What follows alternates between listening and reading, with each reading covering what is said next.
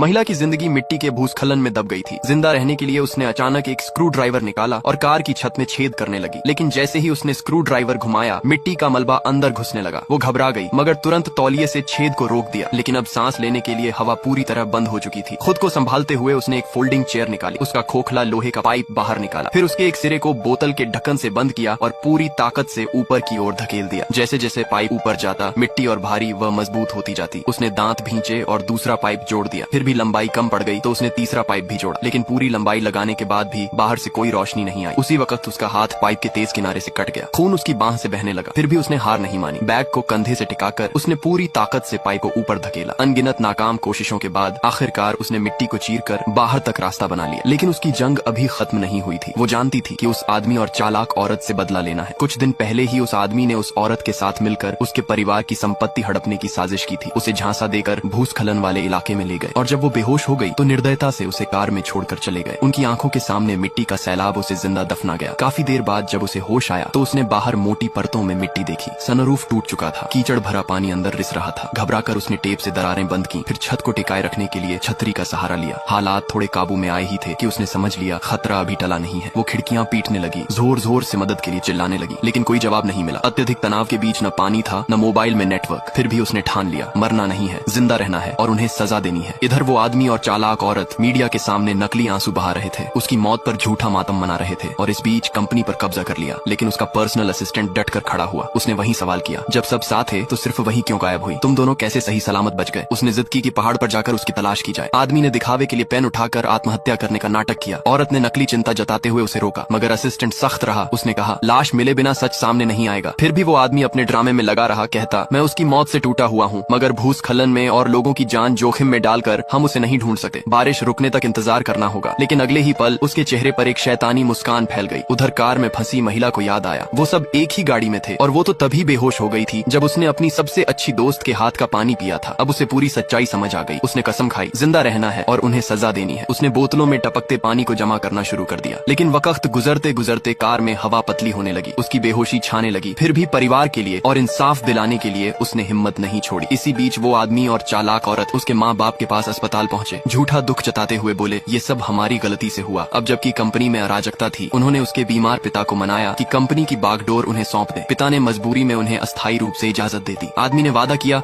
मैं आपके लिए दुनिया के सबसे अच्छे डॉक्टर ढूंढ लाऊंगा। लेकिन जैसे ही दोनों कंपनी लौटे चालाक औरत मालिक की कुर्सी पर बैठ गई, शानदार जिंदगी के ख्वाब देखने लगी। तभी असिस्टेंट शेयर होल्डर्स के साथ अंदर आया और उन्हें बाहर निकाल दिया। जब तक उसकी मौत की आधिकारिक पुष्टि नहीं होती तुम दोनों कभी उसकी जगह नहीं ले सकते। इसके बाद असिस्टेंट ने टीम लेकर उसकी तलाश शुरू कर दी।